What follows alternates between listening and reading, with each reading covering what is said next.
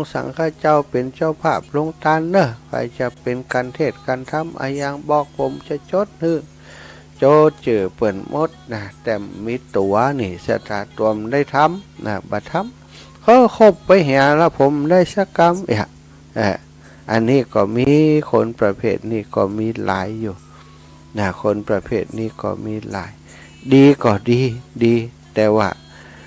ก็คือคนแบบนี้นี่เกิดมานี่บริวารหลายเนอะ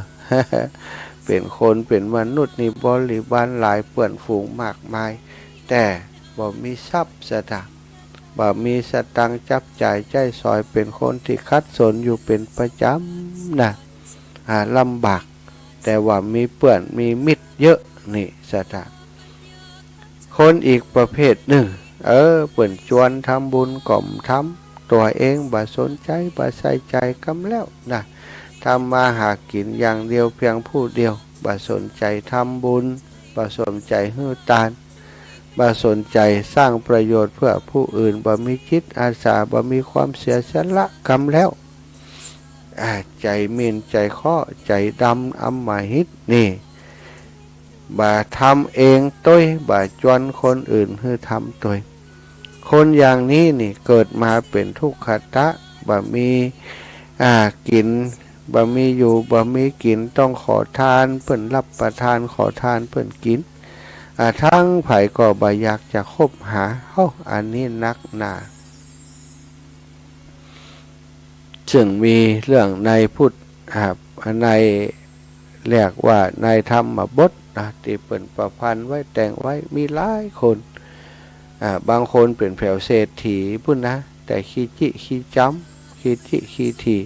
บ่หุ่มทำบุญบ่หุ่มสร้างบุญสร้างกุศลเมื่อตายจากอัตภาพเมืองคนจากเป็นเศรษฐีแล้วไปเกิดเป็นทุกขตะอนาถาบ่มีกินสถานลำบากหลายคนแน่หลายคนเลยที่เป็นอย่างนั้นบางคนเว้นจาก3ประเภทนั้นแล้วเป็นคนที่หุมหืดตานสถานเปิ่นตานที่ไหนก็ได้ร่วมเปิ่นทุกการทุกงานทุกกินทุกตานอย่างเช่นที่ผ่านมาเปิ่นมีกฐินคนนี้ก็หอมเตยเปิ่นมีกฐิน350กองมีตั้งนักตั้งหลายหอมเปิ่นกองละบาทกองละบาท350กว่ากองแล้วก็ไปมาปอจวนเปิ่นไปบอกให้เปิ่นได้ยินวิทยุก็ตัวบ่ได้ยินนะแม่บ่ได้ยินนะตัวอันบัดเดียวนี้เปิ่นมีกฐิน300กองนะนี่บอกเปิ่นบัดเฮาเปิ่นมีนั่นมีนี่อันบัดเดียวนี้ไปรับสั่งเปิ่นชุด1ชุดละ1,500จวนลูกจวนหลานคนน้อยหอมกันบัดเดียวนี้ครอบครัวอีปีข้อคว้าอีแม่นี่ได้ฉาง1อีละเหรอกะแม่เพิ่นเหลือก็น่ะเหลืออยู่นะได้ยินครูบาเพิ่นว่าเหลืออยู่ถ้าเสือสักที2ที2สังเนี่ยไปบอกเพิ่นแล้วไปถามเพิ่นพอเลาะอีกก็ไปถามเพิ่นศรัทธาญาติโยมพอไปถามเพิ่นก็ได้เป็นเจ้าภาพมาสงสัยจะเพลงขึ้นอันนี้รายได้นี่จ่าเดี๋ยวไก่โทรเนอะมาตาเตี่ยฝั่งโทรมาเตี่ยสถาห้ามแหกกฎ กฎเล็กถ้าเปิดโอกาสว่าโทรมาได้ข่อยโทรมาเนอะถ้าเฮาบ่มีกฎบ่มีระเบียบไผใครโทรก็โทรเนี่ยมันจะขั้นรายการเนี่ยไปมาเฮาก็ขี้ลืมนะตั้งใจจะเรื่องนี้ตั้งใจเป็นลำดับไปมีคนมาขั้นรายการให้ลืมนะหลายคนนะที่เปิ่นโทรมาปุ๊บลืมวันนี้จะอย่างบอกล่ะลืมไปละตุลุงนันตุลุงยองก็ดีหลวงปู่ก็ดีนี่โจมเวลาญาติโยมโทรมาบ่เป็นเวลาเปิ่นบ่ฮื้อโทรแต่โทรมันจะสมองมันพอหับสายแล้วมันฟังเรื่องราวของคนที่เปิ่นว่าอย่างแล้วก็ลืมเรื่องที่ตนจะไป อันนี้จำได้นิดหน่อยจำได้ว่าตะกี้อูถึงคนติดจวนเปิ่นทำบุญจวนเปิ่นทำบุญไปทำบุญมาแล้วจวนเที่ยวบอกคนโน้นเที่ยวบอกคนนี้บอกคนนี้แล้วไปบอกคนนั้นไปเล่าให้คนนั้นฟังแล้วคนต่างหลายก็แปลกถ้าคนนี้ไปบอกให้ก็มักจะร่วมบุญทำให้กิจการขวนขวายช่วยเหลือการงานของพระศาสนาเป็นไปด้วยความเรียบร้อยดีงามมีกินมีตานมีอย่างบัดเดี๋ยวนี้ได้สั่งครบแล้วเนอะนะอย่างลูกเนนวันนี้บวชลูกเนนเตียนวัดแม่เกยเนาะลูกเนนไอเปิ่นบวชวันนี้วันที่18แต่ว่าก็ได้ไปร่วมงานของเปิ่นแล้วนะแต่ว่านี่ไปร่วมงานที่วัดแม่เกยไปให้หอมเปิ่นไว้ก่อนกลัวว่าวันนี้จะไปส่งหลานทีแรกก็จะไปส่งหลานเขาก็จำได้ไปแต่วันนี้ก็ยังได้ก็คมได้ไปละเนาะสุขภาพพอค่อยดีไปอยู่กับคนนักคนหลายนั้นก็กว่าเพิ่นจะติดวัดติดไอจากเฮาบ่อยากเอาของดีไปฝาก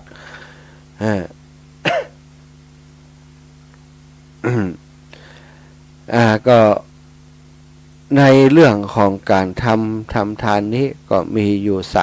3-4 ลักษณะด้วยกัน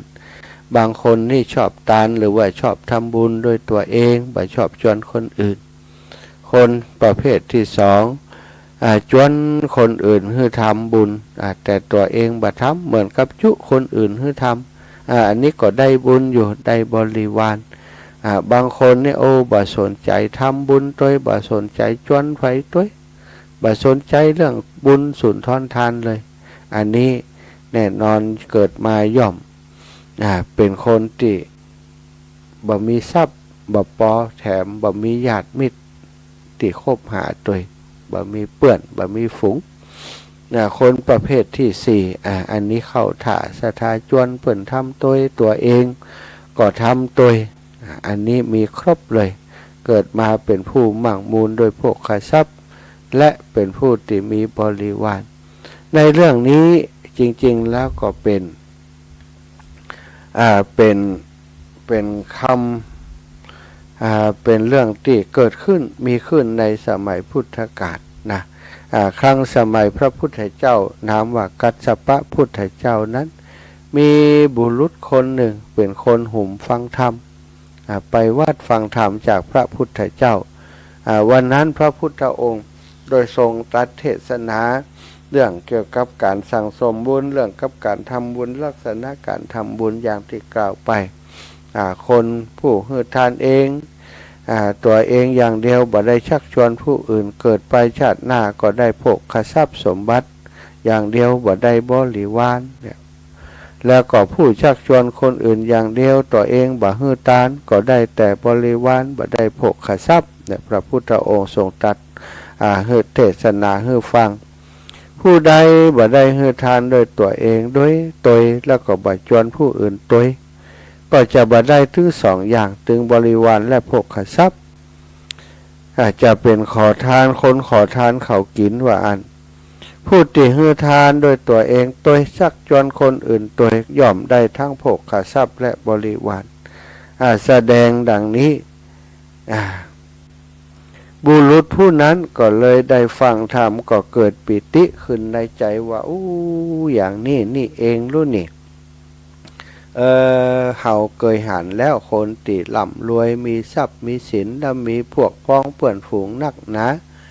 บางคนร่ำรวยแต่บ่มีเพื่อนพ้องเพื่อนฝูงก็มีอยู่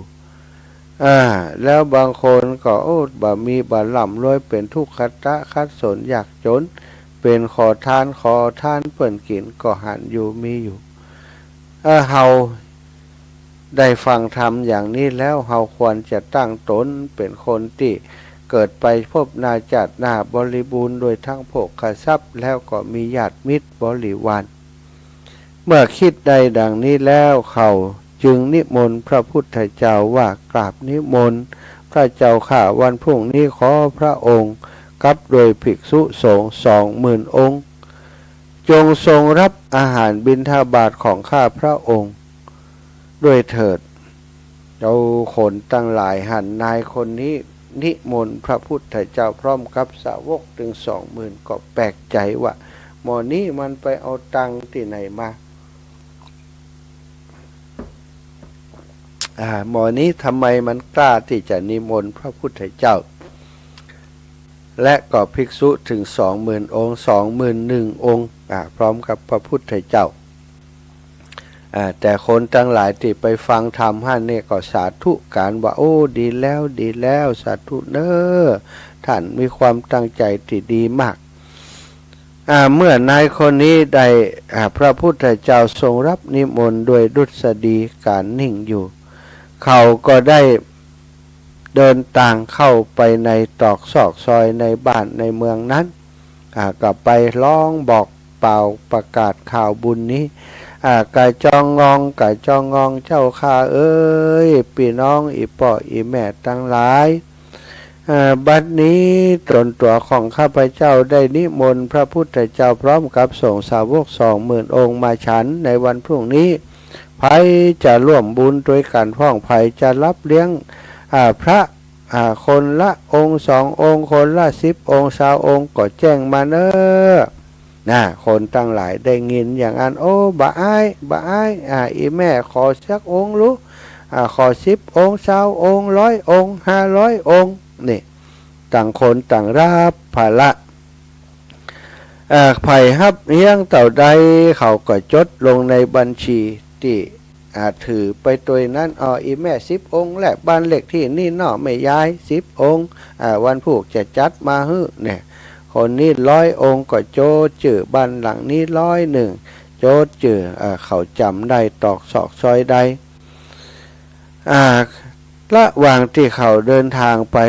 ก็พบกับมหาทุกขตะคนเข็นใจคนหนึ่งกำลังรับจ้างเปิ่นรับจ้างทำงานเฮือเปิ่นอยู่หน้าดำหน้าแดงเสื้อผ้าก็ไม่ได้ใส่ดีตัวดำคิลิสะทายเหี่ยไหลไข่ย้อยเขาก็เลยไปให้ฟังว่าโอ้ท่านทุกขตะผมเนี่ยได้นิมนต์พระพุทธเจ้าพร้อมกับโดยสงฆ์สาวก20,000 องค์มาฉันในวันพุกนี้ท่านสนใจจะรับเป็นเจ้าภาพสักรูปสักองค์ก็นายทุกขตะนี้โดยบุญเก่ามาตักเตือนก็ได้ระลึกว่าเฮาบัดเดี๋ยวนี้เกิดมาในอัตภาพนี้หามื้อกินมื้ออดอยากบ่ได้กินอิ่มกินเต็มหยังอดมื้อกินมื้อถึงครอบครัวเป็นอย่างนี้ถึงภรรยาและถึงตัวทำงานหามลุ่งหามค่ำแต่ว่าบ่มียัดทรัพย์สินเงินคำเก็บไว้เลยได้เท่าแต่พอกิน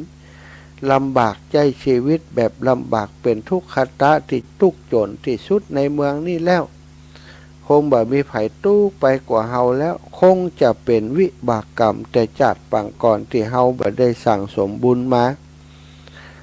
เมื่อคิดดังนี้แล้ววันนี้เป็นโอกาสของเฮารู้นี่ตินายท่านคนนี้เปิ่นมาจวนเฮาผู้ใดมีโอกาสสร้างสมบุญเฮาควรที่จะฮับเป็นเจ้าภาพพระภิกษุสักรูปสักองค์ถึงจะควรถึงจะดีคนเปิ่นอุตส่าห์มาบอกถึงบ้านถึงจองถึงตีแล้วเมื่อคิดใดดังนี้ก็ไปนั่งกับภรรยา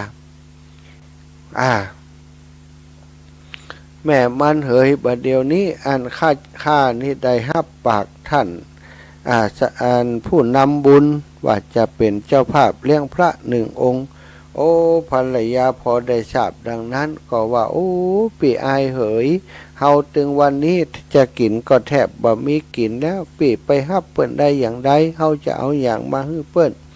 บุรุษคนนี้ก็บอกว่าแม่มันอันนี้ก็ฮู้อยู่ว่าเฮาถึงบ่มีกินแต่บัดเดี๋ยวนี้ฮับปากเปิ้นไปแล้วโดยคิดว่าเฮาเกิดมาเป็นคนทุกข์คนจนนี่ถึง2 คนเฮานี่เกิดมาเป็นคนทุกข์คนจนเป็นทุกขตะทุกข์ที่สุดในเมืองนี้แล้วด้วยวิบากกรรมเก่าที่เฮาเคยสร้างเคยทำเฮาบ่มีโอกาสได้ทำบุญกับเปิ้นบัดเดียวโอกาสมาถึงแล้วปีจึงคิดว่าเฮาจะขวนขวายให้ได้มาซึ่งทรัพย์ ประมาณต่อใดก็แล้วแต่เฮาจะได้เลี้ยงพระพุทธเจ้าและสาวกในวันพรุ่งนี้เลยได้หับปากไปปีบอยากเกิดมาเป็นคนทุกคนจนอย่างอีแหมแล้วแม่มานเหยน้องเหยภรรยาพอได้ฟังอย่างอันก็เกิดสติขึ้นมาเหมือนกันกึดเหมือนกันกับสามีว่าถ้าจะเป็นแต่ปีเหย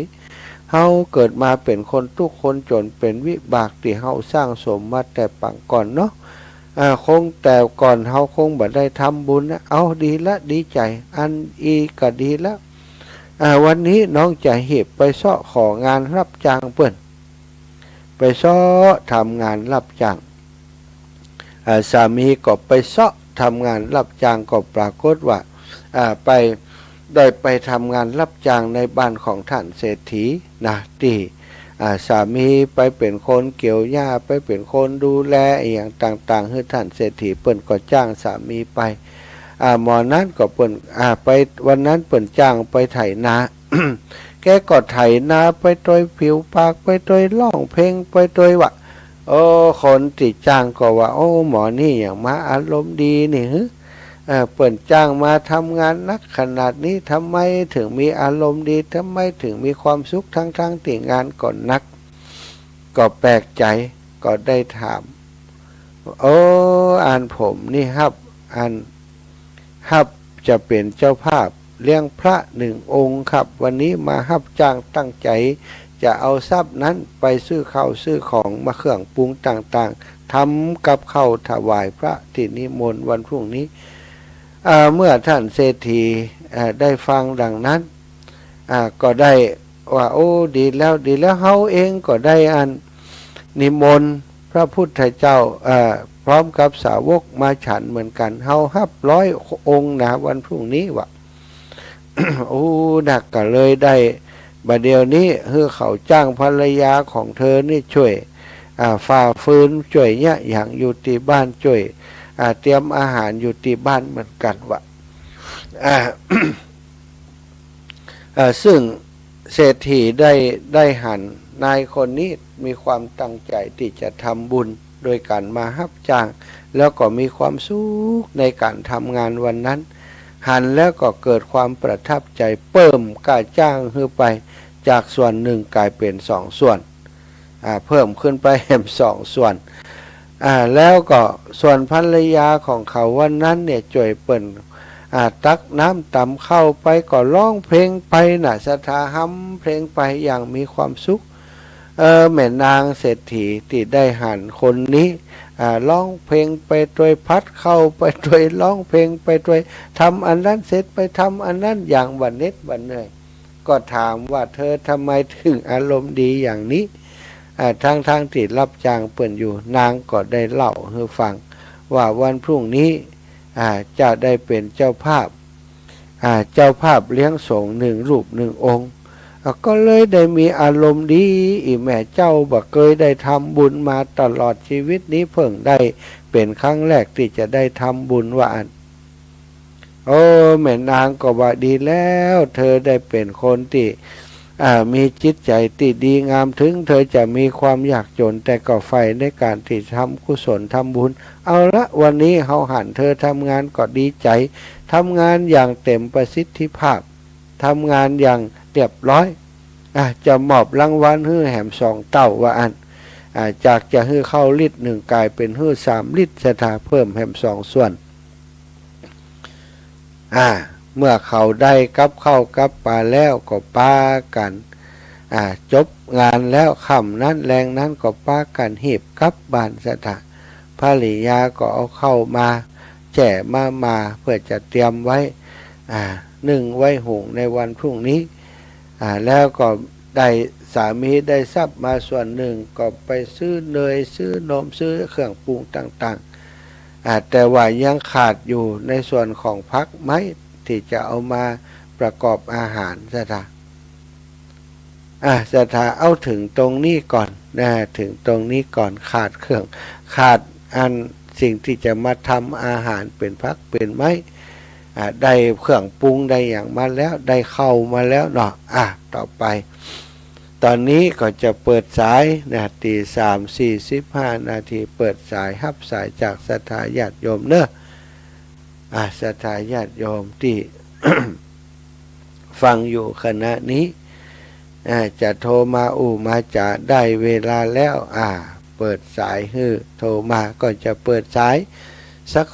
15 นาทีจากนั้นก็จะพักเบรกสักครู่หนึ่งแล้วก็จะมาสนทนาเล่าเรื่องราวของนายทุกขตะนี้ต่อเนอะเอา0808844173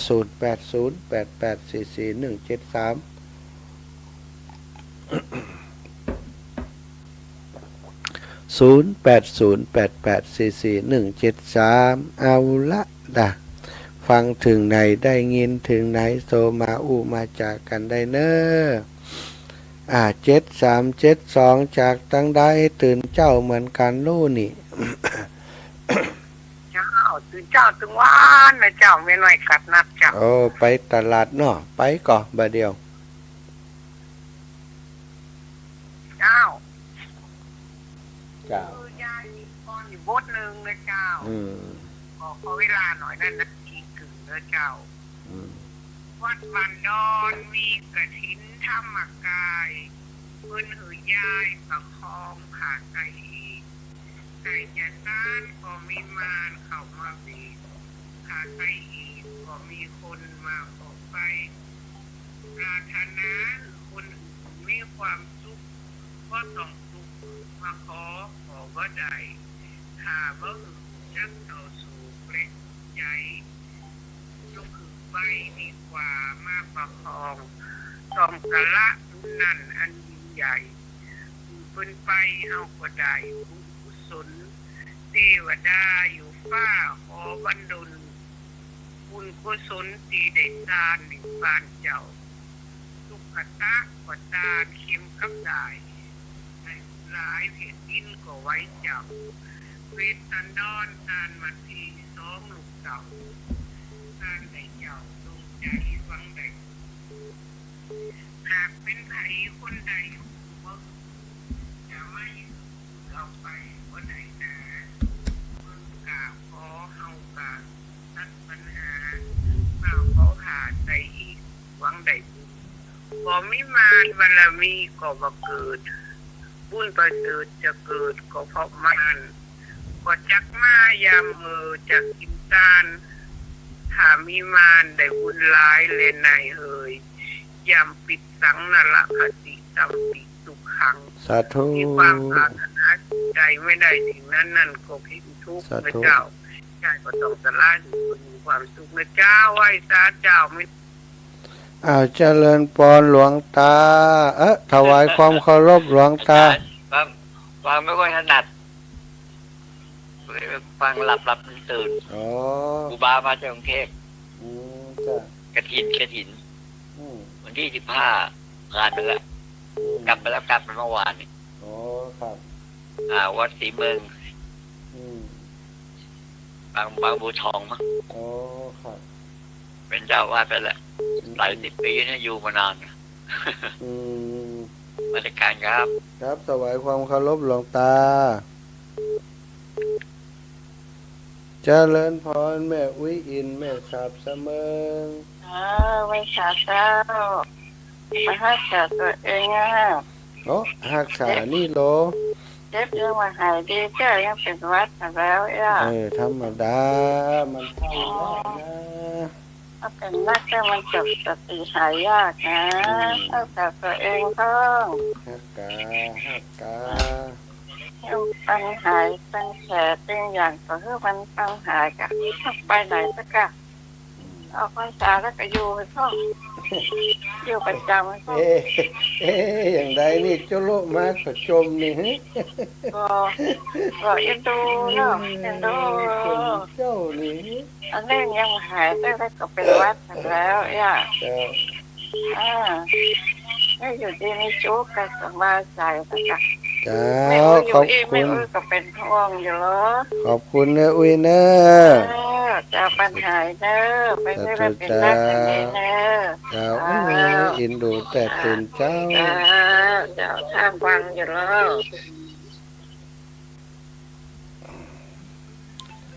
อ้าวต่อไปสายต่อไปเจริญปอน นมัสการครับผมแฟนพันธุ์แท้ มาลุกเต้าแต่ฮะ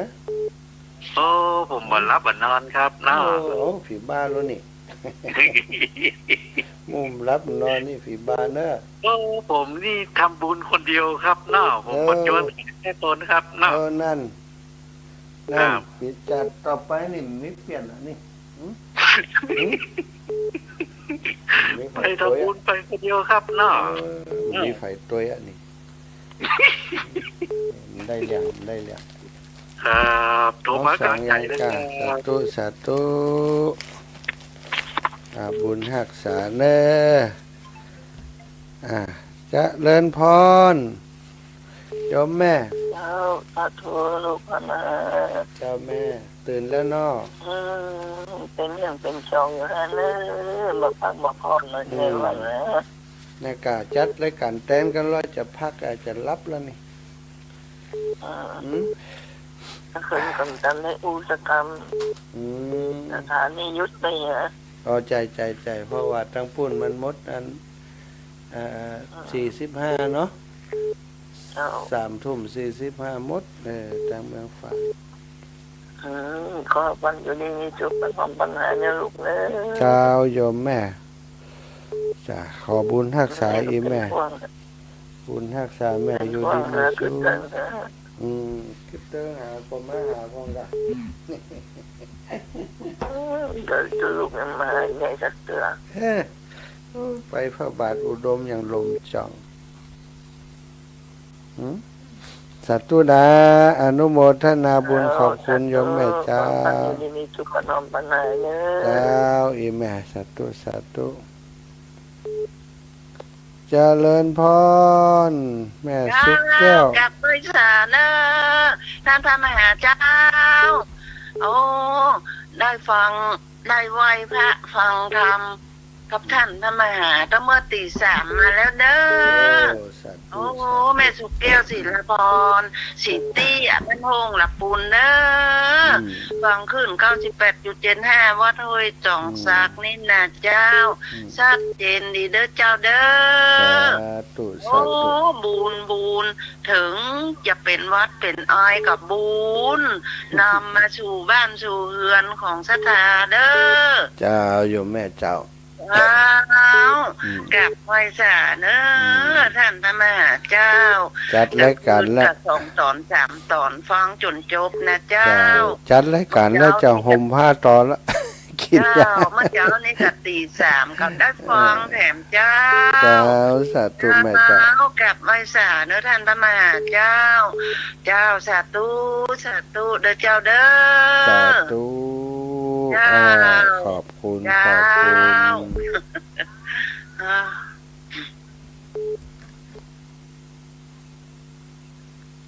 แม่ทองสุขสีที่นิ้วมาแล้วลำปางมาผ่องโลนี่ เจ้าไรสาเจ้า เจ้าโยมแม่ ฟังตั้งเฮาตื่นมาตี 3จับพอดีเลย ได้มาฟังตั้งใจจะฟังนั่นน่ะฟังโดยทำอันนี้โดยไหวพระโดย จะไปอันขนเอาอันอย่างก็ค้าอีแม่สักวันก่อน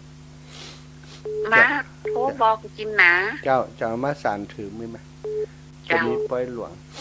เจ้า เจ้าไม่หลวงใจก็ว่าเปิ้นจะมาได้จ้าเรายังบ่ฮู้อิหยังเปิ้น เจ้าอี ไอ้ แม่ นั่นไอ้เบิ่มนานเบิ่มว่าปนกฐินละก่อน พวงกฐินนะคงวัน2 วันเนี่ยเดี๋ยวไปอันงานศพของแม่จันแบนยะแบนกันเนาะยะแบนก็อยู่เนี่ยแม่จันยะแบนจังก็จะไปแวะเนอะ เจ้า สาธุแม่สาธุเจ้า โยมแม่ยายพรมาแล้วยายพรตุ๊ด3 รอบได้1 รอบชวนนะรุดที่รุดแล้วอ่ะวันนี้ไปนะ วันนี้จะพัก พรเห็นละวันนี้ปวดเนื้อปวดตัวขนาดนัก ฟังเสียงอุ้มไว้นะ เสียงยายพรกับโล ที่มันเป็นเจ๊ยังอ่ะ ปิดจมูกเห็นเนอะระวังเป็นวัดนะ วัดมันไปโดยวิทยุนะ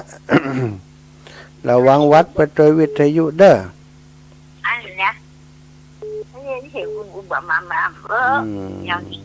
ไปแค่เสียงคนเสียงวิทยุชัดอยู่นี่เราดูดีสบายไปเป็นไปอย่างก็เจ้าสาธุแม่เป็นแป้งไม่ได้หรอกเจ้าเอาแม่จันสมตะกี้ฮับตานโยมแม่เข้ามาแห่ใหม่แม่จันสมนี่จักจากเมืองฝางพี่น้องเมืองฝางมาเลยตะกี้ติดสายยายพรอยู่พี่น้องหล่องวัวแดงตังใดเอ่ยแม่น้อยอุตุดีบ้านไห่นาน้อยเจริญพรแม่เจ้าแม่ฟังอยู่เนอะตัวลูกแม่ไว้พระตัวสดมนต์ตัวตะเจ้าแม่ตื่นตี 2ละโอ้ตื่นเจ้าละเจ้าตื่นตี 2นี่ลุกมาอย่างนี่ฟังซอคะมาเปิดฟังเพลงเนี่ยกะมีเพลงเนาะเจ้านอนรับนะแม่เนาะเจ้านอนมารับมันก็ถึงเวลามันตึกกระตือเนี่ยตัวลูกเลยนะเจ้านอนก็จัดเด็กแต่คืนนี่4 ทุ่มบุญนะเจ้าสาธุนะแม่เด้อเจ้าตื่นเจ้ากันเนาะคนเฒ่าคนแก่ตื่นเจ้าเนี่ยทำมาจัดรายการก็อะไรหาเจริญปอนแม่สมบูรณ์วงแสนลูกเป็นทำศีลตะกอนแม่จังกินยาทีสีไม่ศีลหรอกอันนี้ทีอย่างกระไดมันอยู่เลยเดี๋ยวนี้มันได้กินมูนั่นนะได้ฟ้าทลายโจรก็ดีฟ้าทลายโจรถ้าเป็นวัดแม่ไปกินแต่ทีสีไม่ศีลหรอกอันนี้ของเฮาเนี่ยมันประถูกกับฟ้าทลายโจรต้มเองแม่ต้มก็ได้กินสดก็ได้ดีแล้วก็น้องเบาแม่ไปเจาะแหกเล่มเป็นตำเดียวนะจ้ะเจาะเอามันออกแขนแล้วก็เล่มเป็นตำเดียวแม่ก็เล่มได้เป็นตำเดียวพอกินยานั่นเหตุหายอะไรสาธุจะฮับสายอื่นกันเด้อจ้ะเจริญพรแม่จันสมนี่จักรีบกอบรีบโกยรีบถอรีบพายตลาดจะวายสายบัวจะนาวนมัสการเจ้าท่านมหาเจ้าโยมแม่โอ้งานบุญกันถิ่นแล้วไปแล้วเนาะได้พักแล้วต่างคนต่างได้บุญกันเยอะแยะเลยเยอะแยะเลยมีถึงวันแม่กาเนาะวัน2-3 ตีจ้าไปหลายเจ้าฟังอยู่เนอะเจ้าทั้งหมดที่แสกมาแล้วขอบคุณโยมแม่เนอะราชการเจ้าจัดตู้เจ้าตลอดเจ้าค่ะจัดตู้เจ้าแม่เจริญพรแม่กิ่งแก้วมณีเนตรจัดตู้เจ้าแม่ฟังตั้งแต่3มาเนอะเป็นวัดกันนะเป็นติดนี่แม่มาโลนี่วันนี้ฉีดยาเลยจ้ะแต่ว่าน่ะโอ้ยนักโลนี่ฉีดยานี่ฉีดยาก็หายโว้ยน้อยเจ้านี่ตั้งแต่ตี 3แล้วนี่ตื่นเจ้าแหละตื่นมาพอดีแหละกะที่แรกว่าจะไปแต่คืนแล้วรู้สึกว่ามันนั่นปวดเนื้อปวดตัวคอแห้งนี่นะก็เลยให้เบิ่มต้มยาเบิ่มยากินยาอันนี่ตัวกินยาแก้ปวดด้วยลดไข้กินยาสปะเหมือนกันนะนะกะจางปากมันเนาะมันหน้ามันนี่แหมร่างกายเขามันทำได้จะขึ้นรถไปด้วยเขาก็กลัวจะถ้ามันรถแอร์น่ะถ้าหนังตั้งหลังได้ยังแค่นจะไปไหนนะไปส่งงานหลานสาวมันบรรจุท่านสอบทกสได้บรรจุติปุ้นแหมอันที่อันนครสวรรค์ป่ะนะไปละเดี๋ยวขอออกเดินทางละ สาวสาธุแม่เนอ สาธุเจ้า บุญรักษาแม่ยากิ่งแก้วมณีเนตรเอ้าคนงามจากเมืองฝางมาแหมละแม่บุญปัน นมัสการเจ้า น่ะหายไปเมินน่ะ มันเป็นวัดกัน นี่นั่นฮะ อันหน้าหนาวมาแล้วเนาะ ใจโยมแม่ ต้องพูดหนาวว่าง วันตั้งเพ่ก่อนเย็นสบายดีหมอกสบายนะบัดถึงกับหนาวโยมแม่ตั้งพุ่นหรอ โอ้ให้หนาวละเริ่มหนาวละ ล่ะโยมกลับมาแล้วยังไปเลี้ยงหลาน มาแล้วเจ้า โอ้ หัวปูมาละคำนี้ไปเอี่ยวทำละ อย่างเพิ่งได้แล้วเรากระถินแล้วแล้วลูก บอกอันเนี้ยเพื่อกะวันที่26เตรียมตั๋วไว้26ธันวาเนอะ เจ้า ปล่อยหลวงวัดบรรพตเพื่อนนะ อ๋อเจ้า มานอนเพ่บ่ ก็แล้วแต่ หัวหน้า สาธุเนอะอันแล้วตุลุงซึกแล้วยัง ซึกแล้วเจ้าฟังเทพละ นะบ่ไหวเนาะ เจ้า มันเป็นยังเจ้า เจ้า ปุนตึกอันก่อน เจ้า สาธุเนอะแม่เนอะ เจ้า บุญรักษาขอบคุณกำลังใจ เจ้า พี่น้องเมืองฝางนี่ก็เป็นสะพานบุญร่วมบุญด้วยกันมาตลอดขอบคุณศรัทธาญาติโยมพักเบรกสักครู่เนอะใส่บาตรรับอรุณไว้ก่อนเลย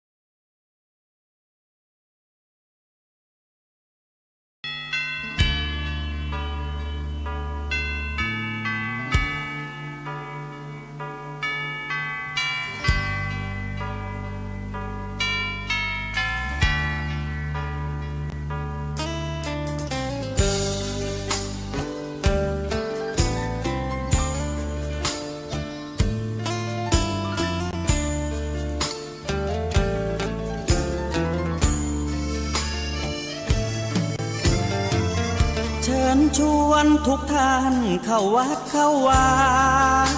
ฟังธรรมะจากหลวงตาเสริมชีวาให้สุขสดใสยึดมั่นหลักธรรมคำสอนไว้ให้ขึ้นใจความดีรีบทำกันไว้หญิงชายอย่าได้นายนี้เชิญชวนทุกท่านเข้าวัดเข้าวาทำบุญด้วยจิตศรัทธาผลบุญพาให้เราสุขีจะทำการใดนำใช้ในสิ่งดีดีทำบุญให้ทานวันนี้ไม่มีใครว่าใครชังสมัยก่อนประทับใจปู่ย่าตายายวันพระไม่เคยเบื่อหน่ายจำได้ไม่ลืมสักครั้งเหตุใดวันนี้มีคนเข้าวัดน้อยจังอยากให้เหมือนก่อนอีกครั้งฝากความหวังกับคนรุ่นใหม่เชิญชวนทุกท่านเข้าวัดเข้าวารับศีลรับพรหลวงตาเสริมคุณค่าให้กับจิตใจกระทำความดีเรื่องนี้ไม่ต้องอายใครว่างจากการงานเมื่อใดเชิญชวนท่านไปทำบุญ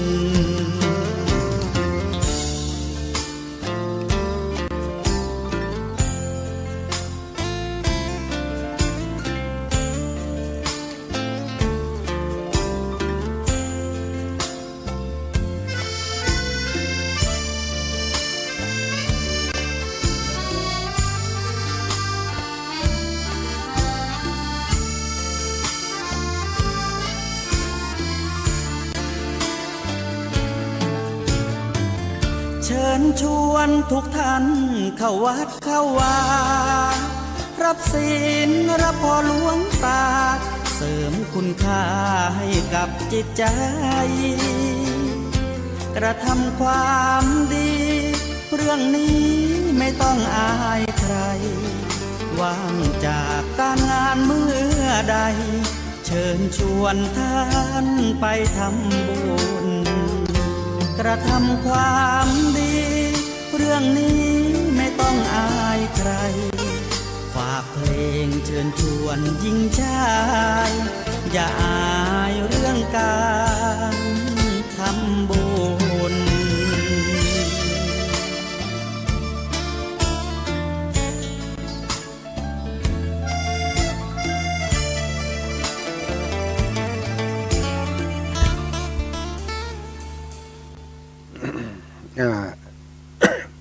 สถาญาติโยมทั้งหลายจบลงไป ได้พักผ่อนพักเสียงสักเล็กน้อยได้จิบน้ำอุ่นก็เสียงก็กลับมา ได้สนทนาอุจากันไปถึงสองสามีภรรยาทุกขตะได้รับค่าจ้างจากติไปรับจ้างนึ่งเข้าเป่าไฟไถนาติบ้านท่านเศรษฐีซึ่งก็รับเป็นเจ้าภาพถวายภัตตาหารแด่สงฆ์เหมือนกันนะครับมาถึงบ้านก็ช่วยกันเตรียม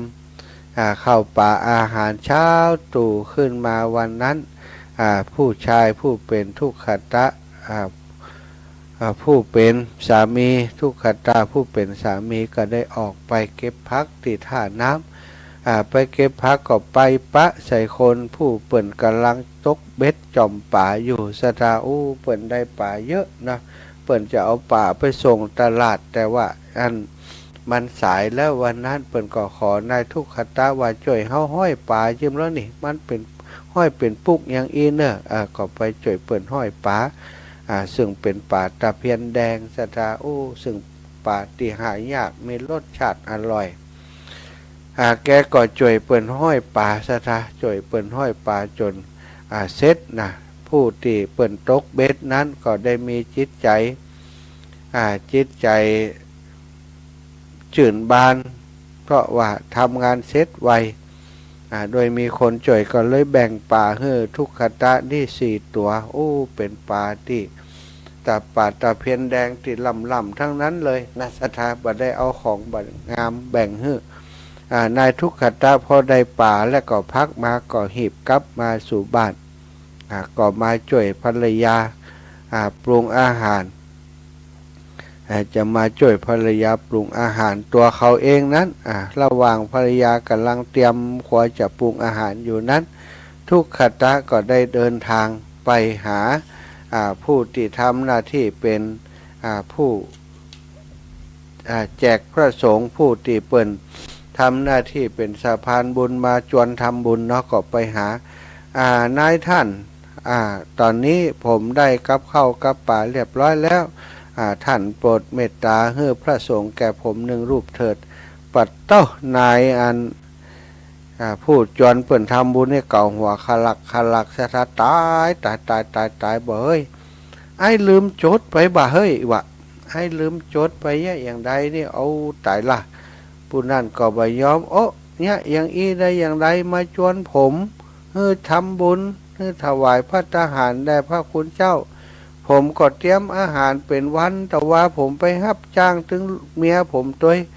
บัดเดี๋ยวนี้ผมได้อาหารเรียบร้อยแล้วท่านบ่มีชื่อพระสงฆ์ให้ผมได้อย่างไรนี่ตายแล้ว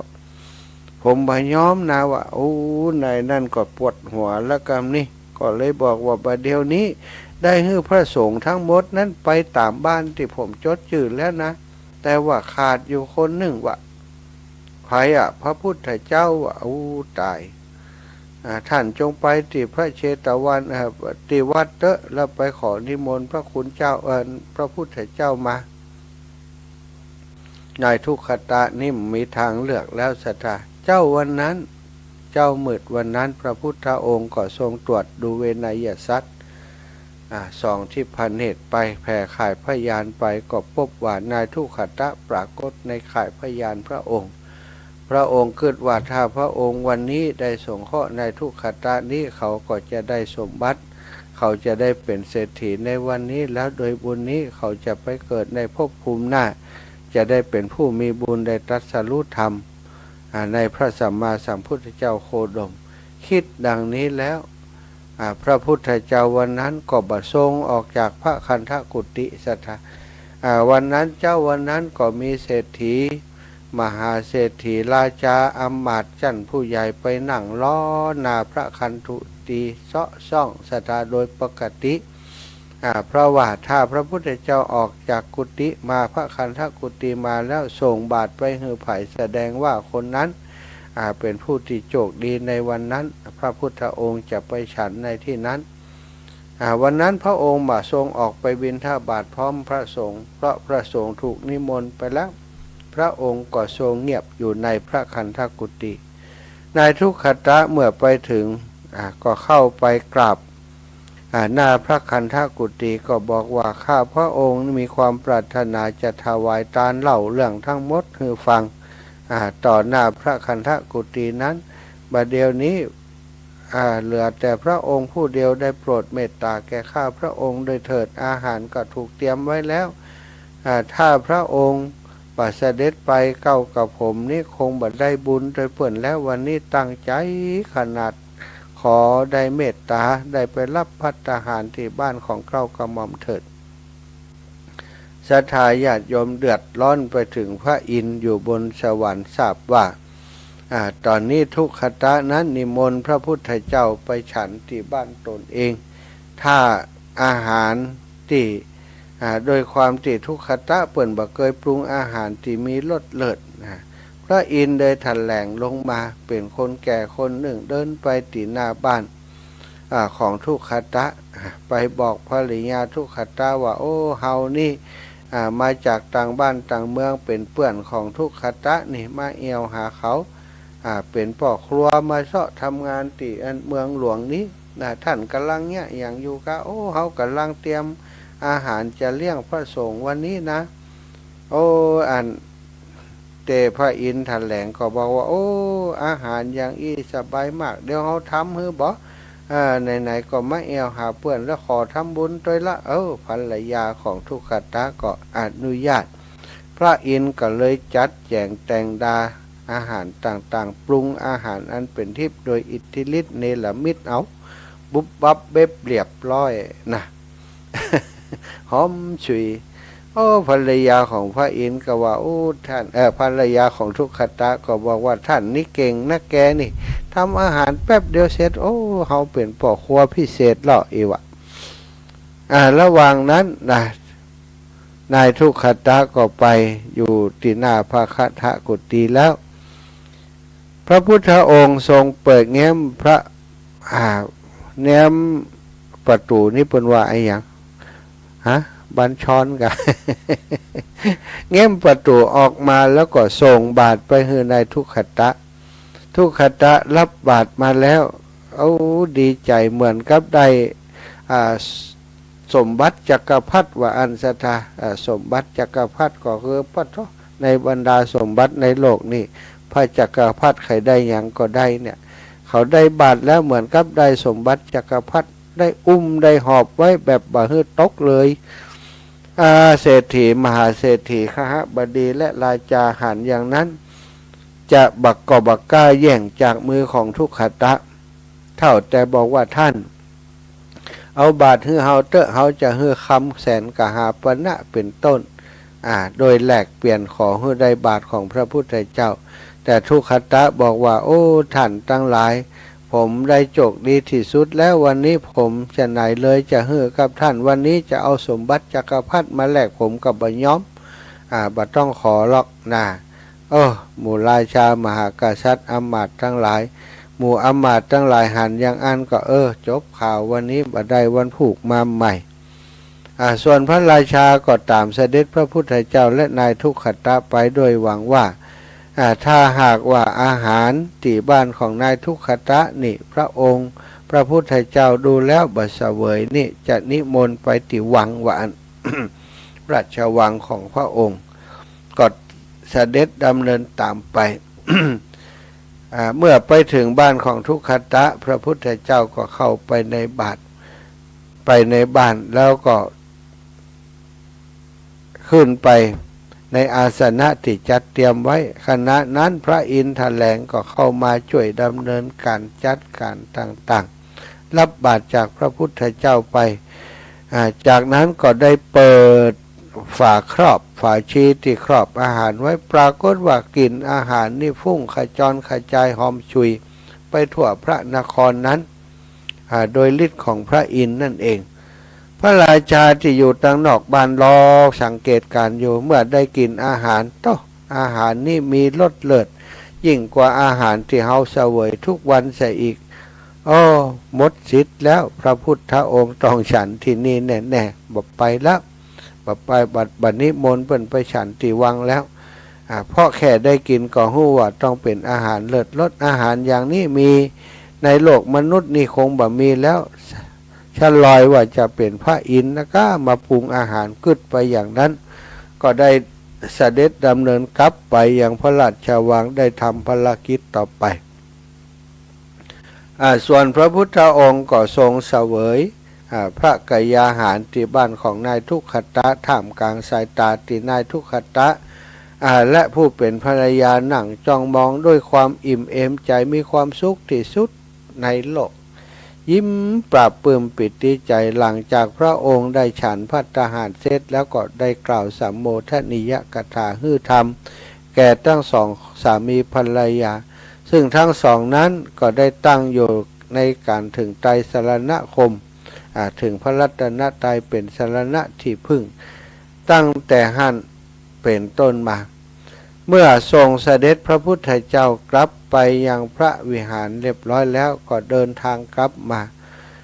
พระอินทร์ติดแปลงร่างมาเป็น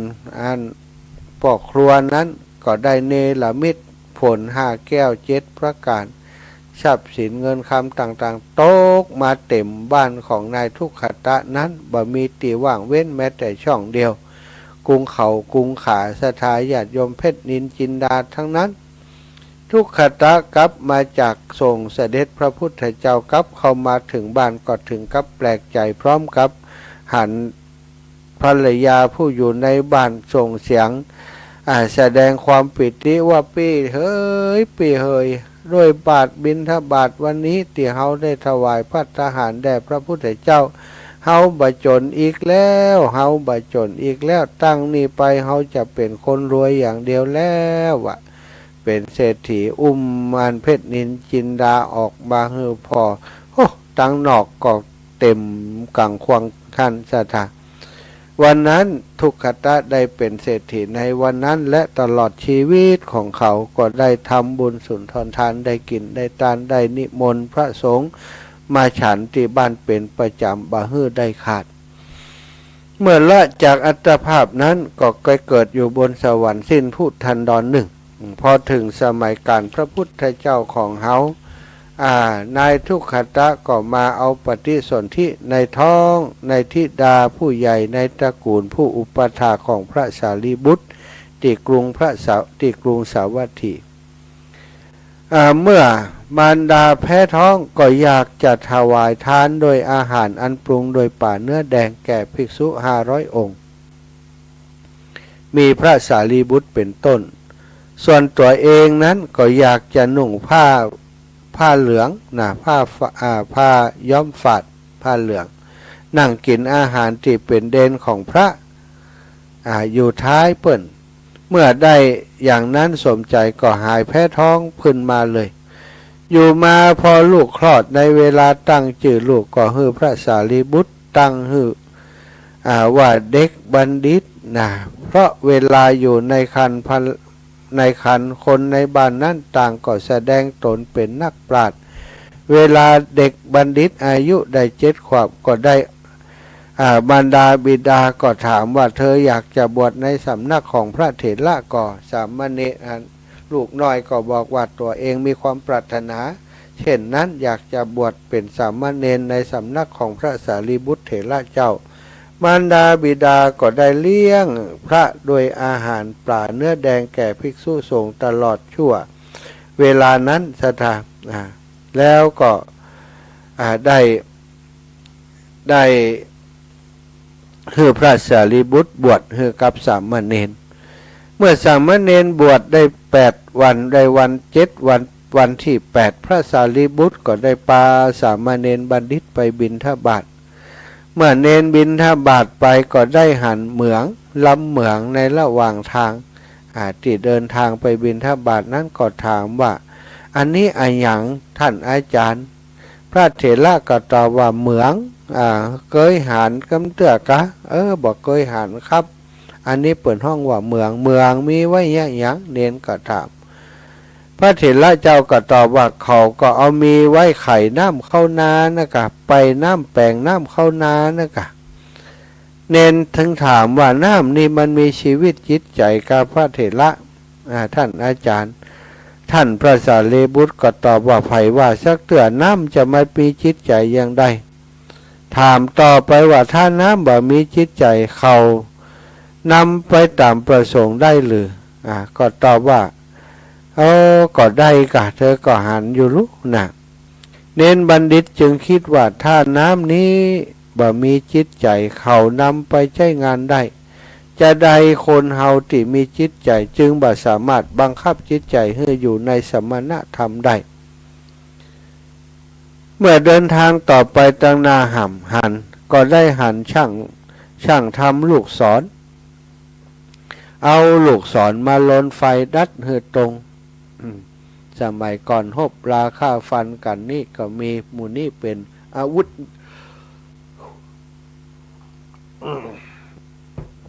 มีลูกศรเป็นอาวุธนะเปิ้นก็ลนลูกศรนี่มันต้องลนไฟดัดคือตรงถ้าบ่ตรงนี่ยิงบ่แม่นซะทะเขาเอาลูกศรดัดลนไฟดัดคือตรงจึงถามว่าลูกศรมีจิตใจกาตอบว่าบ่มีเนนจึงคิดว่าขนาดลูกศรบ่มีจิตใจเปิ้นดัดคือตรงได้จึงควรบังคับจิตใจให้อยู่ในสมณธรรมมนุษย์ควรที่จะบังคับจิตใจให้อยู่ในสมณธรรมให้ตรง เมื่อเดินต่อไปก็หันช่างทำเกวียนถามว่านั่นเปิ่นเนี่ยอย่างอาจารย์นะก็เขาทำล้อทำเกวียนดัดเขาดัดคือกลมเป็นล้อเป็นเกวียนสามเณรก็ถามต่อว่าแล้วเกวียนนี่มีจิตใจกับอาจารย์บอกมีมันเป็นไม้มันจะเอาจิตใจมาแต่ไหนที่เขาทำเกวียนทำกงเกวียนทำดุมเป็นต้นนี้นะมันมีจิตใจลอกจึงคิดว่าทำไมคนมีจิตใจจึงบ่อาจจะบังคับจิตใจของตนได้เนี่ยสถาเปิ่นคิดอย่างนี้คิดอย่างนี้แล้วก็บอกท่านอาจารย์ว่าท่านอาจารย์ผมจะกลับไปก่อนละผมจะกลับไปปฏิบัติธรรมสั่งพระเถระเจ้าว่าขอให้นำอาหารอันปรุงโดยเนื้อปลาแดงมาให้ผมโดยเนื้ออาจารย์ว่าสั่งแล้วก็กลับไปเข้านั่งเจริญทำพิจารณาร่างกายอยู่ในห้องของตนนั่นเองครั้งนั้นก็ห้อนไปถึงพระอินทร์นี่เดือดร้อนกับทุกขตะนี่2 รอบแล้วเนาะแม้กระทั่งชาติเกิดมาเป็นยันดิษสามเณรนี่พระอินทร์จึงคิดว่าเราควรจะไปปกป้องรักษาเณรซึ่งปฏิบัติธรรมอยู่จึงได้เสด็จลงมาหาเท้ามหาราชทั้ง4คือเท้ามหาราชทั้ง4อยู่รักษาบันดาลให้ฝูงนกที่อยู่ไกลวัดให้หนีไปที่อื่นทั้งหมดเลยตัดสั่งจันทเทพบุตรให้ยุดดวงจันทร์ไว้ตัดสั่งสุริยะเทพบุตรให้ยุดดวงอาทิตย์ไว้ส่วนพระอินทร์ไปรักษาอยู่ที่ประตูห้องเมื่อเงียบเสียงดีจิตใจของสามเณรก็แน่วแน่อาจจะได้สำเร็จมรรคผลในบัจจะฝ่ายพระเถระเจ้าบิณฑบาตได้อาหารอันปรุงโดยปาตะเพียนแล้วก็หีบกลับมาพระพุทธองค์พระพุทธเจ้าทรงเล็งหันว่าสามเณรยังบ่สำเร็จกิจบรรพชิตก็คือในยังบ่สำเร็จเป็นพระอรหันต์แต่เขานี้จักอาจสำเร็จก่อนจังหันก็คือก่อนเพนสายเนี่ยนะถ้าบ่มีอันตรายอย่างมาเบียดเบียนพระองค์ได้คิดไปแล้วก็ว่าโอ้พระสารีบุตรไปบิณฑบาตกลับมาอาจจะบ่ฮู้ว่าสามเณรกำลังเจริญสมณธรรมใกล้จะบรรลุอาจจะไปรบกวนได้จะเอาอาหารไปถวายสามเณรจะเป็นการรบกวนสามเณรได้พระองค์เองก็ได้เสด็จไปประทับอยู่ที่ประตูวัดประตูวัดพระอินทร์อยู่ประตูกุฏิพระพุทธเจ้าไปอยู่ประซุ่มประตูวัดพอพระเถระเจ้าเดินทางมาถึงก็ตรัสถามปัญหาขึ้น4 ข้อข้อแรกว่าสารีบุตรเธอนำอย่างมาพระสารีบุตรทรงได้หู้แล้วว่าพระพุทธเจ้าถามเพื่อต้องการอย่างทูลตอบว่านำอาหารมาพระเจ้าค่ะพระองค์ก็ตรัสถามต่อไปว่าอาหารนำอย่างมาสารีบุตรทูลตอบว่าอาหารนำเวทนามาพระเจ้าค่ะอันนี้เป็นภาษาธรรมแล้วนะอาหารที่นี่ก็คืออารมณ์ต่างๆที่มากระทบรูปกระทบเสียกระทบใจเฮานำอย่างมาก็นำเวทนามาเวทนาสุขทุกข์บ่สุขบ่ทุกข์ตัดถามว่าเวทนานำอย่างมาก็ทูลตอบว่าเวทนานำรูปมารูปนำอย่างมารูปก็นำผัสสะมาผัสสะนำอย่างมาชาติชรามาลนะก็เกิดขึ้นพระเจ้าค่ะเมื่อพระสารีบุตรแก้ปัญหาจบแล้วสามเณรซึ่งได้ยินคำถามของพระพุทธเจ้าและการสนทนาระหว่างพระพุทธองค์กับพระสารีบุตรผู้เป็นอาจารย์พิจารณาไปตามธรรมนั้นก็ได้บรรลุเป็นพระอรหันต์พร้อมโดยอภิสัมปติสัมภิทาพระพุทธเจ้าจึงตรัสว่าสารีบุตรได้เวลาที่เธอจะนำอาหารไปให้กับสามเณรได้แล้วพระเถระเจ้าก็เข้าวัดไปจนกระทั่งถึงห้องสามเณรก็ออกมารับอาหารแล้วก็นั่งฉันอาหาร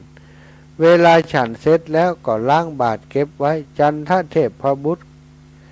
จึงปล่อยดวงจันทร์สุริยะเทพพบุตรก็จึงปล่อยดวงอาทิตย์เท่ามหาราชทั้งสี่ก็ปล่อยหน้าที่รักษาทิศทั้งสี่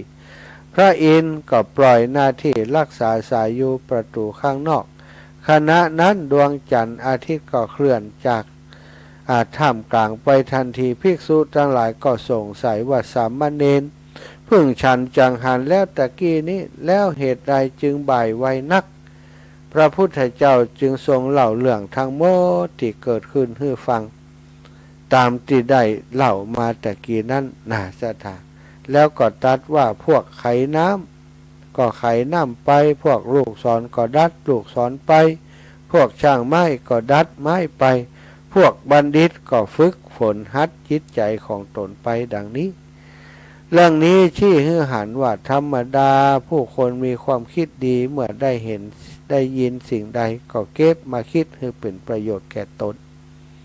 เริ่มต้นตั้งแต่นายทุกขผู้ที่ฟังธรรม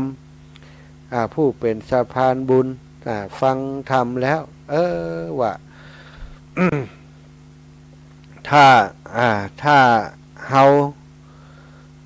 าได้ไปชักชวนคนอื่นโดยได้ทำบุญโดยเฮาจะได้บริบูรณ์โดยพวกขทรัพย์ทั้งหลายควรที่เฮาจะทำหน้าที่ตรงนี้ก็เลยได้ไปทำหน้าที่สถาอันนี้มีความคิดดีเมื่อได้ยินได้ฟังสิ่งดีแล้วก็เก็บมาคิดเป็นประโยชน์แก่ตนได้ทุกขตะตอนเป็นทุกขตะนั้นก็คิดได้ยินเปิ่นจวนไปทำบุญก็บัดปฏิเสธได้ฮับที่จะทำบุญมีความคิดที่ดีเกิดขึ้นมีความคิดที่ดีเกิดขึ้นว่าโอ้เฮานี่เป็นทุกขตะเพราะว่าอำนาจแห่งกรรมเก่าที่บ่ค่อยได้สั่งสมบุญมา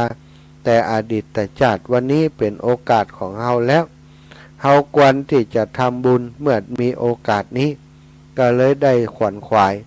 จากบ่มีอย่างซักอย่างไปฮับจ้างเพิ่นคนที่มีความตั้งใจอย่างนี้มีความสุขในการทำงานมีเป้าหมายที่เป็นบุญเป็นกุศลจึงมีความสุขในการทำงานเมื่อมีความสุขในการทำงานนายจ้างก็หันผลงานหันประสิทธิภาพของงานคนที่มีความสุขในการทำงานย่อมจะทำงานโดยความเต็มใจโดยความประณีตโดยความละเอียดผลงานก็ออกมาดีสถาตึงผัวตึงเมียไปรับจ้างหุงหาอาหารตัดลัวตัดฟื้นพัดเข้าสถาญาติโยมเที่ยวร้องเพลงไปโดยฮัมเพลงไปโดยทำให้คนทั้งหลายหันแล้วก็ชื่นใจมีความสุขไปโดยคนคิดดีเมื่อได้ยินสิ่งใดก็เก็บมาคิดเป็นประโยชน์แก่ตนคิดดีทำดีพอทำดีก็มีความสุขผลของความดีที่ทำไปเมื่อปรากฏมาก็ย่อมจะเป็นความสุขอย่างที่เฮาทั้งหลายได้ฟังมานั้นเนาะศรัทธาญาติโยมเนอะวันนี้วันที่18เนาะที่จังหวัดลำปางก็ได้จะมีการบรรพชาได้อุปสมบทสามเณรรูปหนึ่งซึ่งมีอายุครบบวชตั้งแต่ปีก่อนละแต่ว่ายังบ่ได้เลิกงามยามดีโยมแม่โยมป่อและครูบาอาจารย์เพิ่นอยากจะให้บวชอยู่เมินๆนั้นได้ทำจะได้อยู่ในพระศาสนาไปเมินนานก็ลังรอจนออกพรรษาแล้วได้จัดกิจกรรมแต่ว่าเพิ่นมีเป็นวันดาเนาะศรัทธาญาติโยมไปกันหลายวันนี้ก็เป็นวันอุปสมบททราบว่าครูบาอาจารย์ท่านอาจารย์ใหญ่พระครูอภิวัฒนวิกรมก็ได้รับนิมนต์คงจะมาร่วมงานในวันนี้ผอ.คลื่นสีขาวครูบาอาจารย์อีกหลายรูปเนาะที่ลูกเนนเปิดไปช่วยงานการช่วยงานเคารพนับถือก็จะมาช่วยเหลือเติมในงานตัวบุญญาบารมีสร้างสมอบรมมาศรัทธาเนาะจึงทำให้เปิ่นได้มีโอกาสมาทำงานเพื่อพระศาสนาได้มาบวชเป็นพระสงฆ์สามเณรเจ้าในพระพุทธศาสนาเป็นเน้นก็เป็นเน้นที่ดีเมื่อเป็นภิกษุตั้งหน้าก็ต้องเป็นภิกษุที่ดีแน่นอนเป็นเน้นก็จัดรายการกับครูบาอาจารย์ที่ สถานีวิทยุวัดบุญญาวาสวิหารของเฮานี่เนาะมจรวิทยาลัยสงฆ์บางวันก็เชื่อมสัญญาณเกาะสัญญาณไปคลื่นสีขาวหลายคนก็คงจะหู้จักลูกเนนแต่เสียงเหมือนทุเจ้าเนอะเพราะว่าอายุนักละเสียงเท่าแล้วนะ ตัวใหญ่ตัวหลวงด้วยเนาะวันนี้พี่น้องลำปางของเฮาติดตั้งอกตั้งใจจะไปร่วมบุญก็ไปกันเนอะทราบว่าแม่บัวเย็นเขาก็จะไปวันนี้เนาะพี่น้องบางคนไปแต่ว่าก็ไปฟังซอวันนี้ก็จะไปแหมกับอนุโมทนาบุญตัวเนาะไปกันเตอะ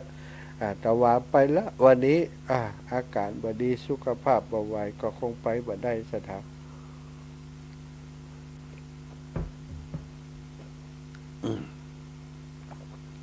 บ่อยากเอาวัดเอาไข่ไปแบ่งไปปั่นคนอื่นเนาะมันใจขี้จินะ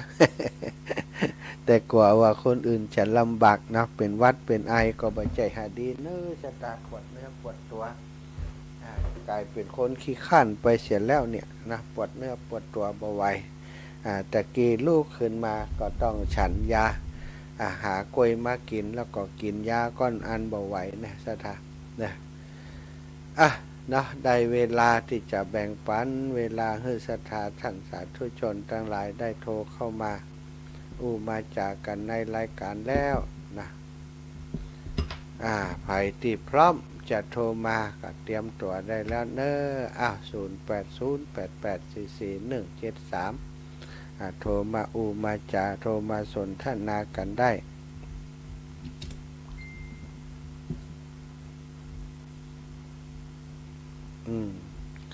0808844173เนอะ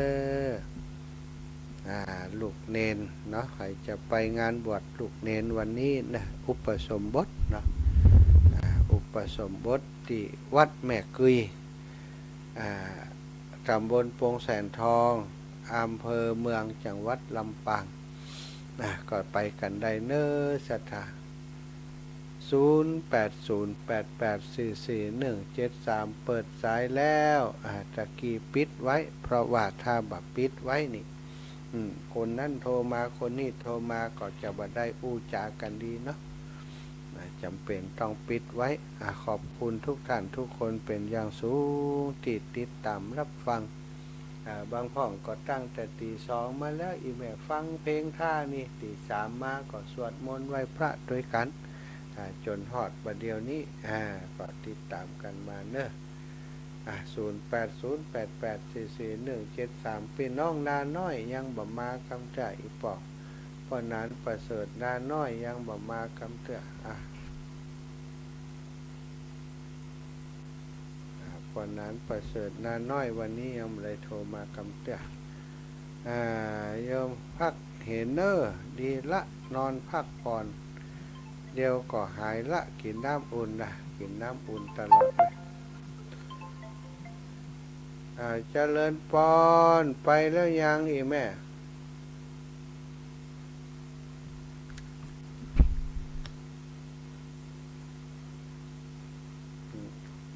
ไปเจอกันเจ้า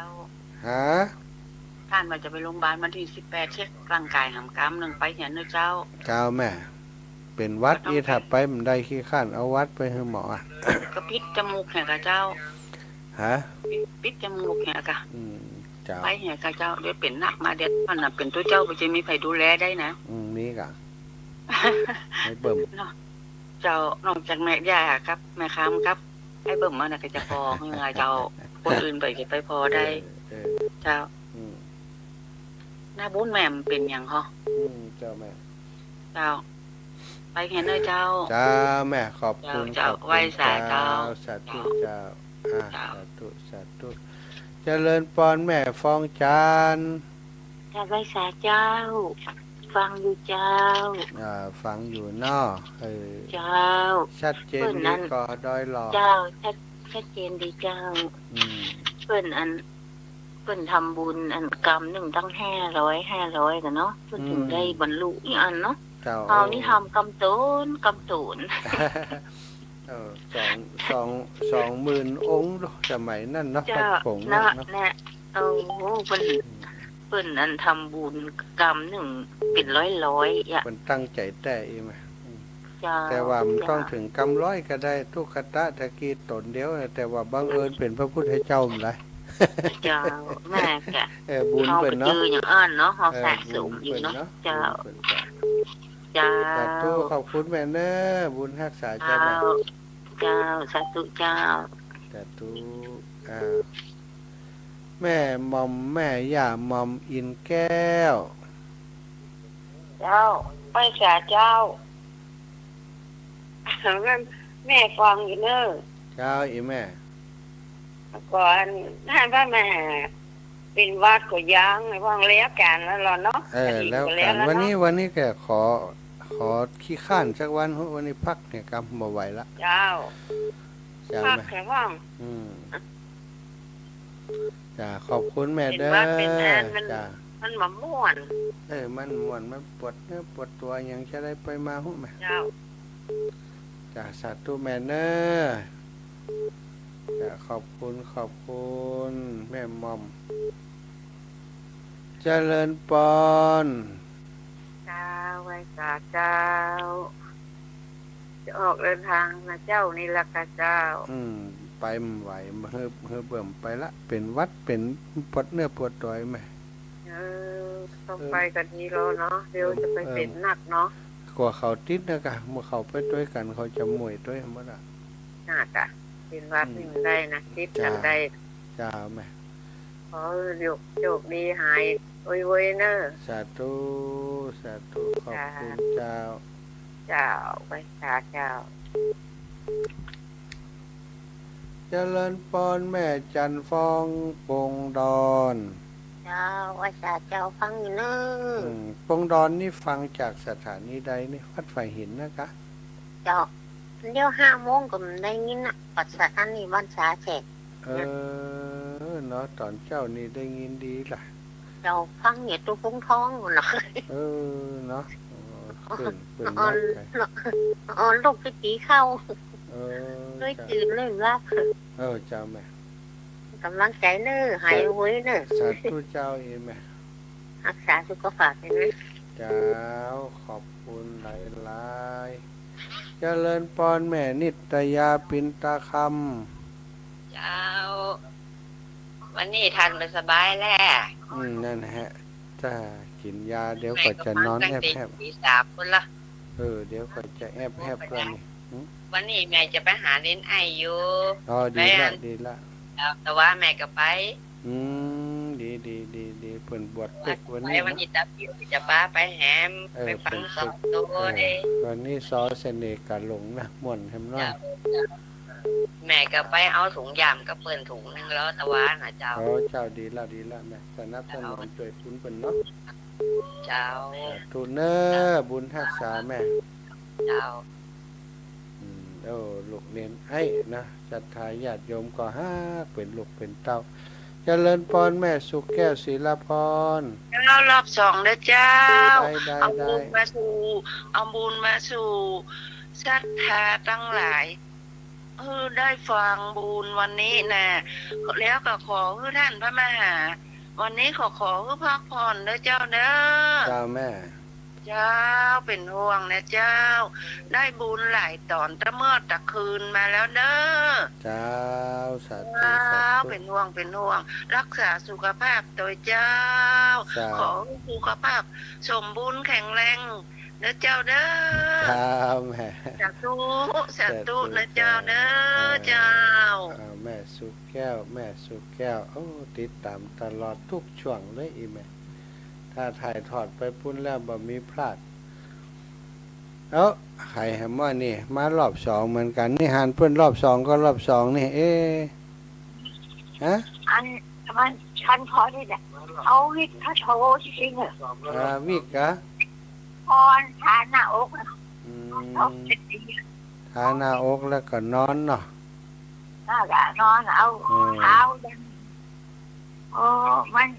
มันแบบเจ็บว่านี่มันแบบเจ็บพอหน้าบุญมันแบบเป็นนะวิทย์เป็นก็เพื่อนทั้งไอ้ไฟกับนักพรอยู่ฝั่งอะไรเป็นจัง เจ้า ทั้งไปเลยก็ไปให้มันเป็นนี่ มันไข่หมวยให้มันหมวยให้กับประเดี๋ยวก็แยกกันแล้ว สาธุเด้อยายพรขอบคุณขอบคุณ ล้ำเหรอ ขอบคุณธรรมดายายเอ้ยเนาะคนทำงานทำงานกับหูยใหญ่ยังไงเจริญปอนแม่กรกะมน ค่ะนมัสการค่ะมาแล้วคนไทยเลิกหายก็ป่วยใช่ไหม เลิกหายก็ป่วย มวยแขนจะดีแล้วมามวยอีกแล้วแม่ขอให้ท่านหายไวๆนะบุญคำตั้งเยอะตั้งแยะทำบุญกฐินก็ไม่รู้แต่กี่วัดเนาะจ้าแม่ขอบคุณแม่นะเดี๋ยวแม่ก่อนบอกอันนี้หน่อยท่านเจ็บคอหรือเปล่าล่ะคะเจ็บแม่ตอนนี้กินไอ้นี่อยู่กินไอ้ฟ้าทลายโจรน่ะแม่ต้มค่ะฉันเยอะๆนะคะจะได้ต้มใบสด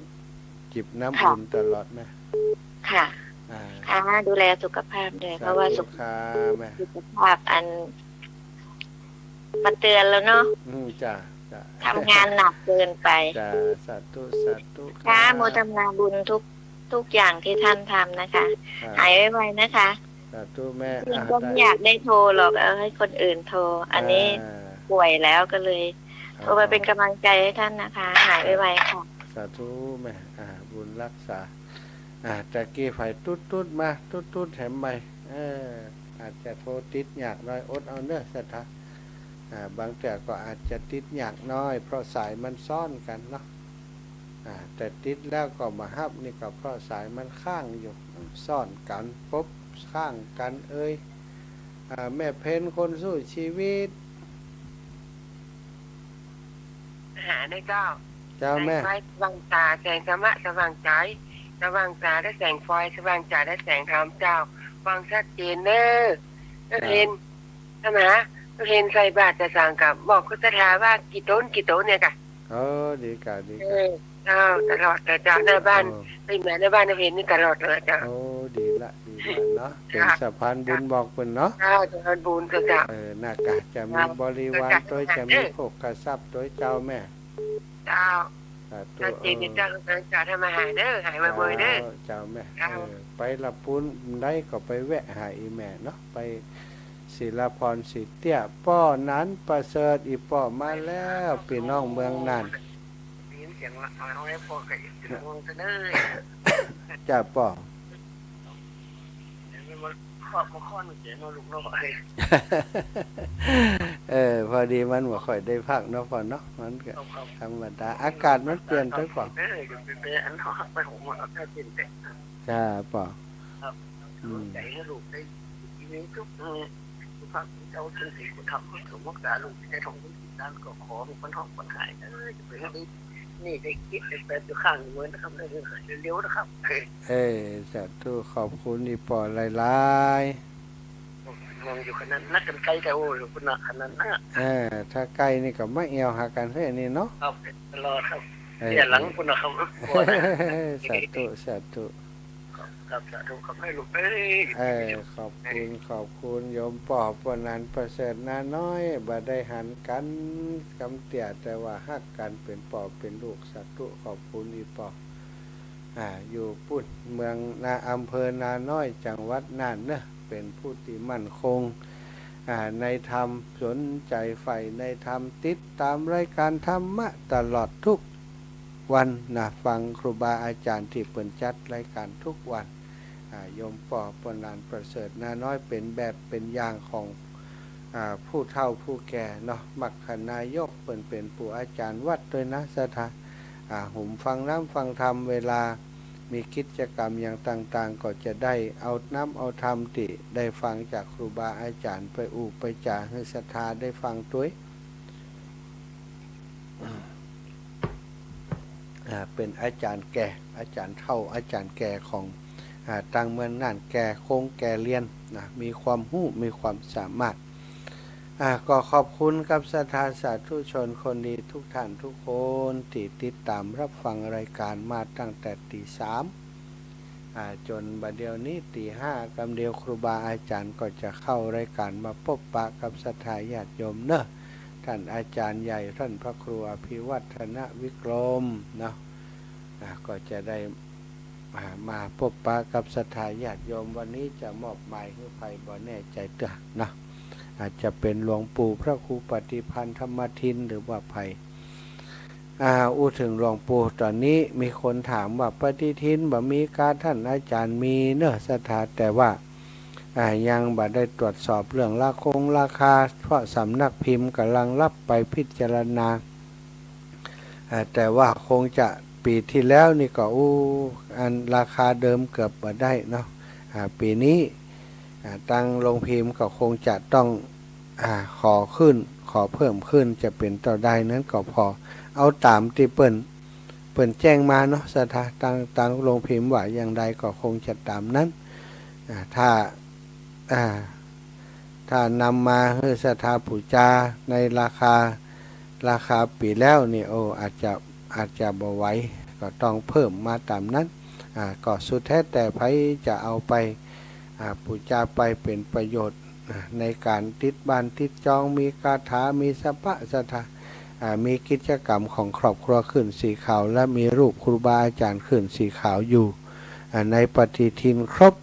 มีโยมแม่ท่านหนึ่งบอกอาตมาว่าเวลาฟังงานทำวันนี้หลวงปู่ด้อยเทศนะก็ไปพอว่าเลขที่1เป็นภัย2เป็นภัยหลวงปู่ด้อยรูปนี้นี่เอง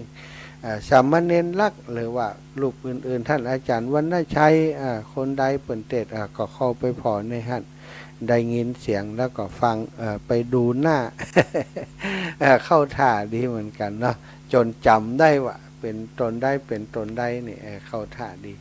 เอาละเนาะศรัทธาวันนี้นะได้สนทนาอุจาการมาเป็นเวลาพอสมควรกับสรุปสายที่เปิ่นโทรเข้ามามาจากกำลังใจกันวันนี้สักเล็กน้อยนะมีไผ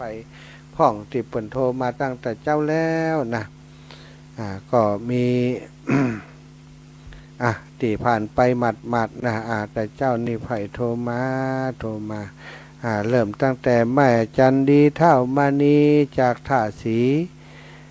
แล้วก็7372นี่ไผน้อนึกว่าออกแม่น้อยกัดนัดนะแล้วก็หลวงตากิจแม่วิอินพี่น้องจากสะเมิงแล้วก็แฟนพันธุ์แท้จากแม่ลิมโยมแม่จันศรีสุขาแจงหัวลินโยมแม่ทองสุขศรีที่เหนียวบรรณาดงโยมแม่น้อยอุตุดีนะบ้านไห่นาน้อยโยมแม่สมบูรณ์วงแสนบ้านไร่ศิลาทองโยมแม่จันสมมณีจักพี่น้องจากเมืองฝางโยมแม่กิ่งแก้วมณีเนตรนะจากบ้านหนองห้าอำเภอเมืองจังหวัดลำปางแม่บุญปันตาเหียงจากห้วยงูในแม่ย่าเล็กปาวลีอินสุวรรณจากเมืองลำปางแม่ฟองจันโอยน้อยจากอำเภอดอยหล่อแม่หม่อมอินแก้วตันวงเหล่าปากก้อยน้ำดิบลำปูน